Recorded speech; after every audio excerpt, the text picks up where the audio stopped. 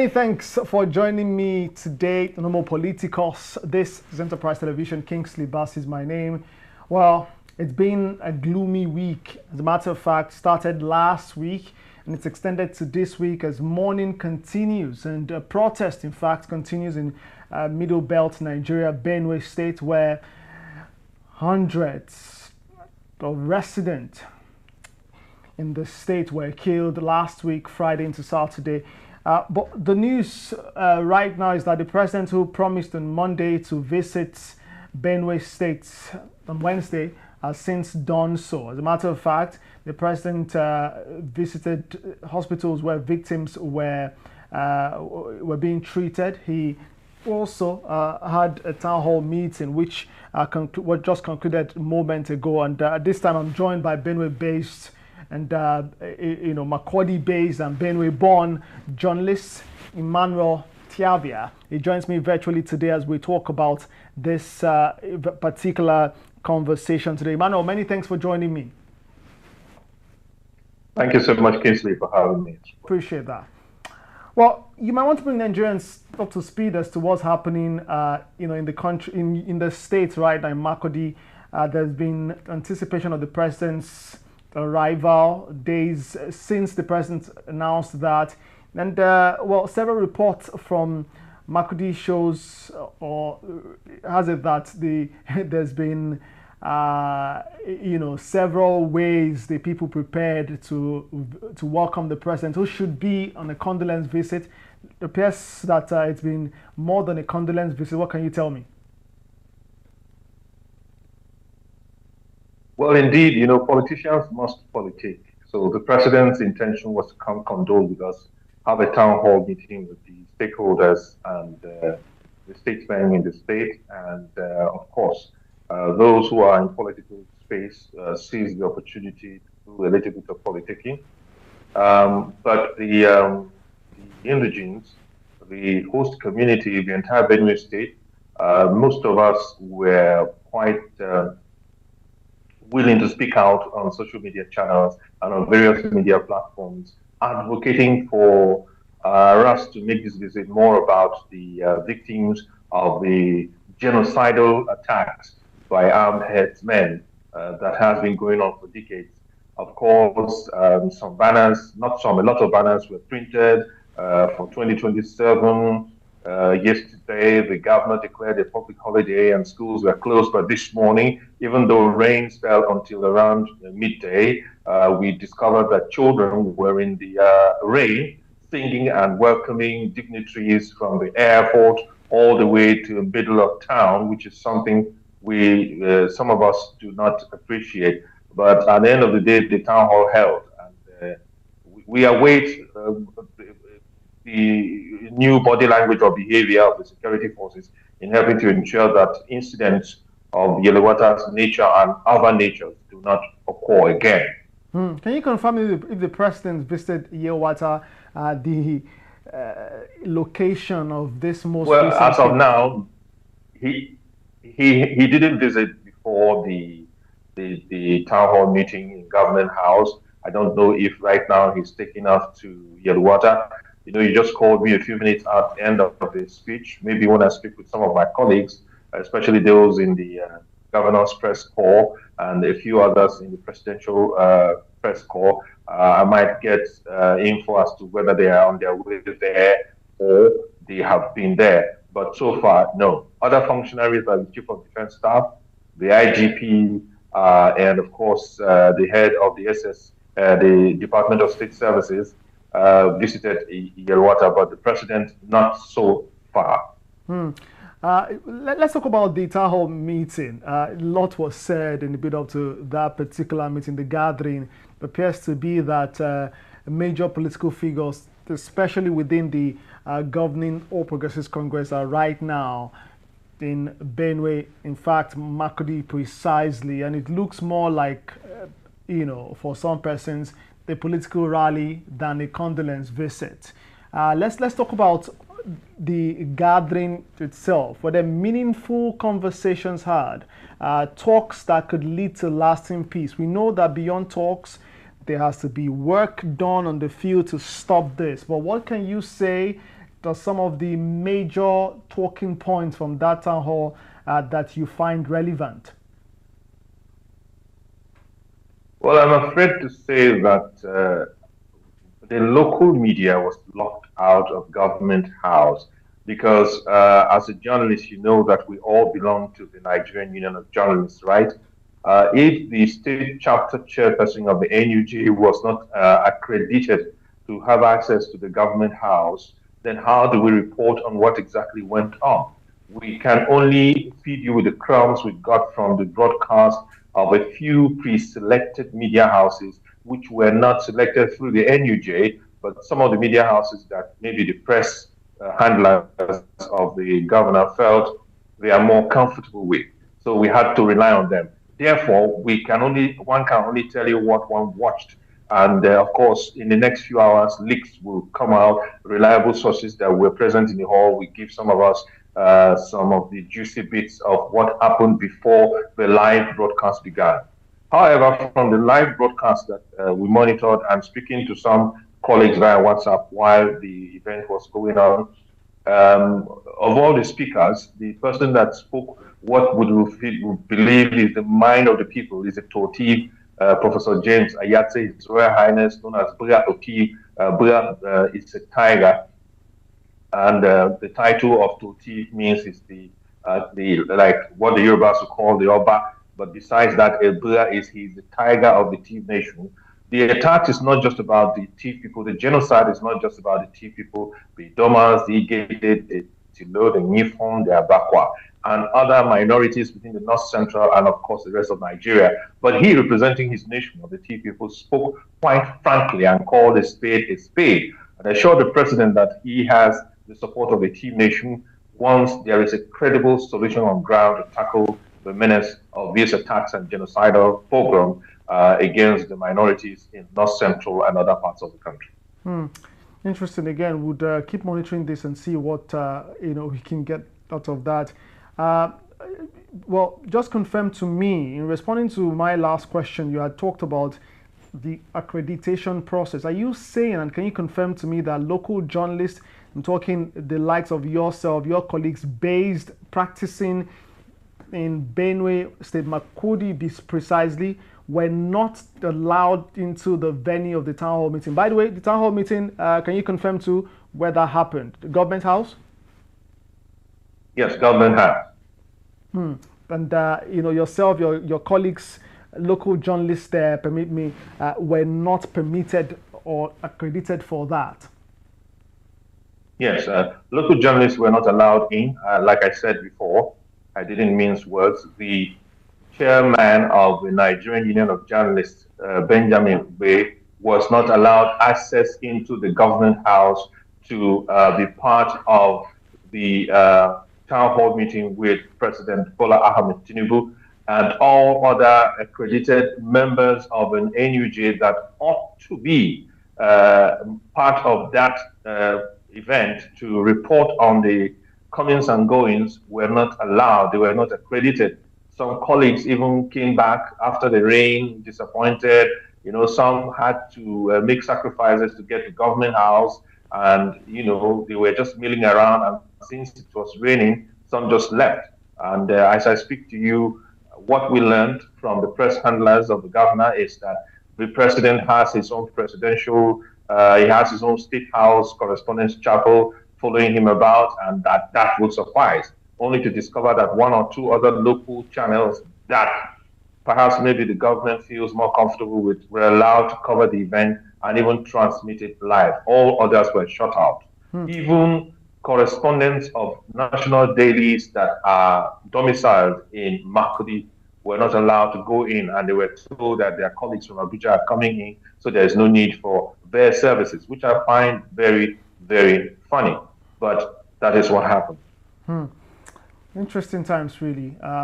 One would wonder why politics is being played with this, if that's the case. But they gave their reasons, as you've mentioned. I will keep monitoring the situation. Well, there's been talks across social media. The thing is, an addition I wanted to make is, the thing is, local journalists have context. So when they report on these events, they would, using contextual understanding of the issues, be able to come out with a report that will reflect the true situation on ground. And perhaps maybe someone somewhere doesn't want people who have knowledge, native knowledge, local knowledge, native intelligence of the affairs to report. So someone who is coming from outside may just report on the surface, and the rest of the world may not get the details of the gist.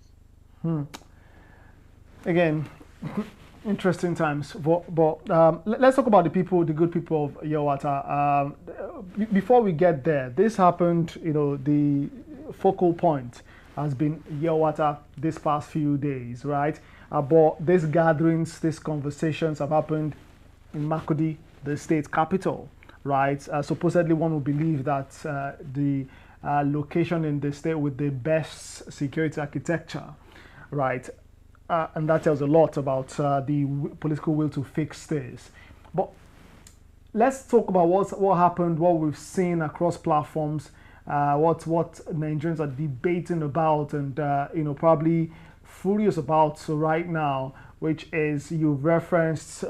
We've seen kids filing on the streets, and in some cases, convoys splashing water from the floor on them just to welcome the president and dignitaries or political figures who arrived at the state. What do you have to say about this, and what's the pulse of the people of Benue like at this time? Because they expected when the president announced that this was going to be some really sober, low-key, to put that, basically low-key moments to have conversations with people who matter. What's the pulse like right now in Makurdi and indeed the state? Well, I watched the streamed portion of the town hall in the company of other journalists. We're over a dozen in the conference hall watching it on one of the big national channels. And immediately after the president's speech, which signaled the end of the transmission, I mean, it was overwhelming disappointment in the totality of what they witnessed, which is a reflection of what the rest of the state is feeling like. People wanted more out of this. And a particular senior veteran journalist stood up and said, well, we don't expect these certain things to be said in a town hall meeting. These things will be said behind the scenes in a security meeting. There will still be a closed door meeting of selected individuals with the president, the governor, the Totif, and former governors and whatnot, where that meeting would last for hours and these things will be said. And then other younger or more agile journalists were angry that no. This is not the time for us to be making assumptions and giving excuses for our leaders. The killers don't hold the meetings the killers don't kill in secret. They kill boldly. And therefore, people need to hear things that will give them confidence. Even before the town hall today, a lot of people in Benue had their suspicions. And even the president mentioned it in portions of his speech, where he said one of the problems that has led to this situation is lack of leadership. In that aspect, he is 100% correct. Leadership has been a challenge for the state for a few years now, beginning from 2023, where you have a situation where blame game is the biggest political party. Everybody wants to blame the other side. Everybody, instead of focusing on the issues and uniting to tackle them.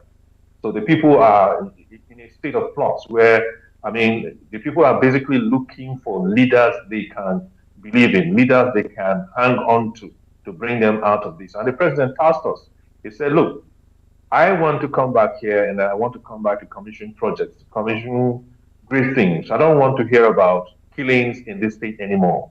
He mandated the chief of defense staff, who is ironically married to someone from Benue, that, look, arrest, where some of these people are, arrest them. I want to hear about that in the coming days. And he said that in a very aggressive manner and charged the DSS DG as well as the DG of the NIA, said, retool your intelligence gathering and make sure that we get the right intelligence and act proactively. That was the redeeming part. And immediately he said those things, he ended his transmission. And I told someone next to me that when you listen to Bola Ahmed Tinubu, listen to the few things he has said and the few things he has not said. That's the main gist of his message. And I told the person that those last three sentences directed to three individuals is key. It is vital. And however, the people, when you say things in a very sophisticated way, the generality of the public, the masses, may not really get the message.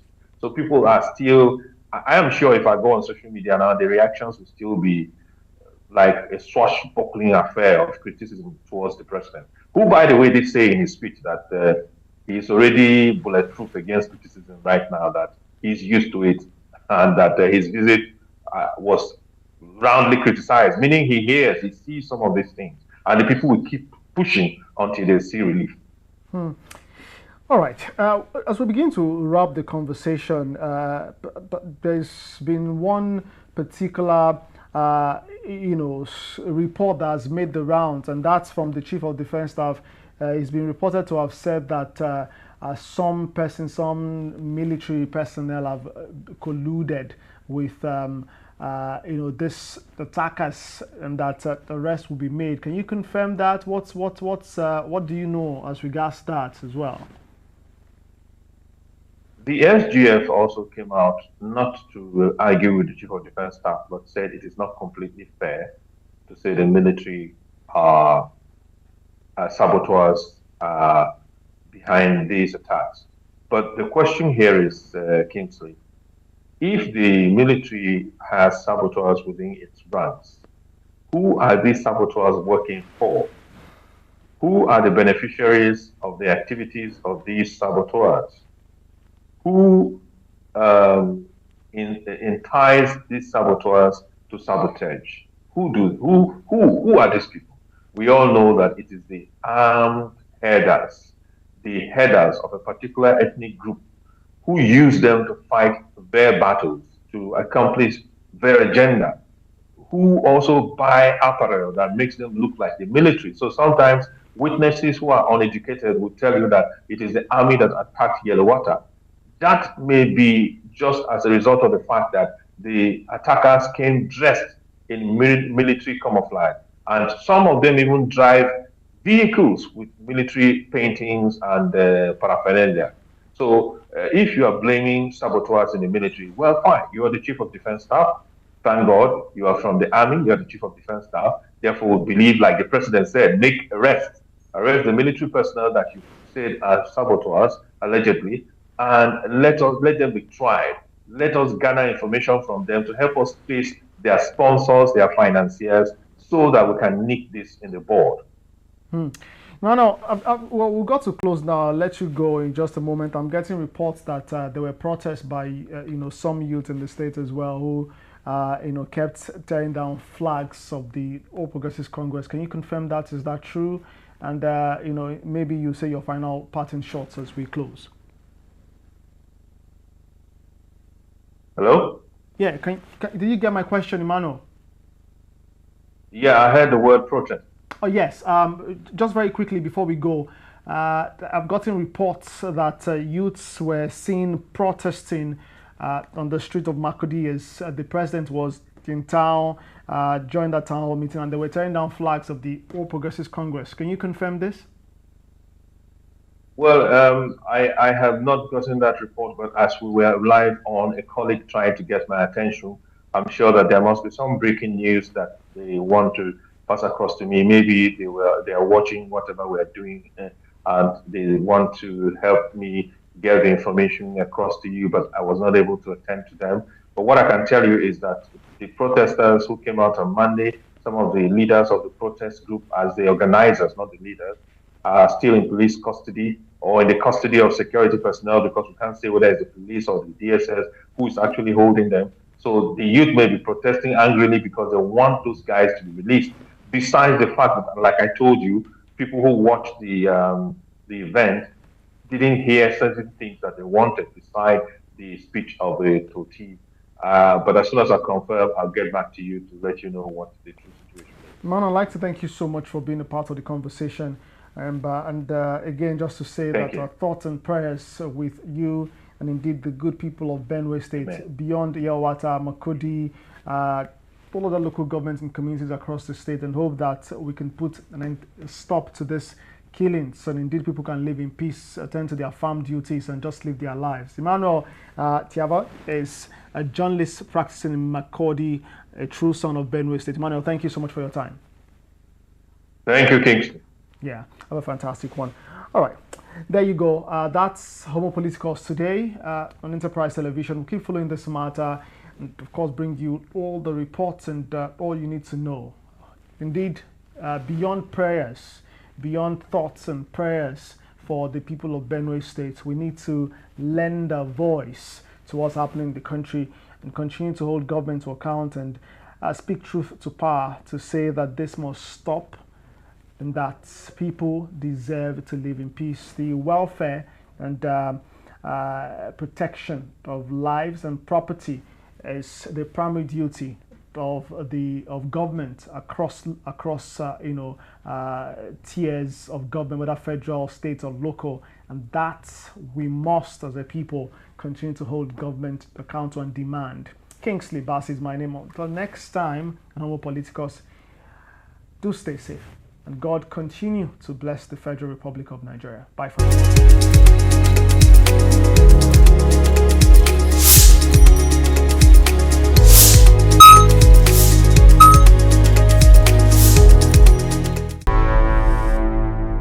Enterprise TV, a tradition of truth.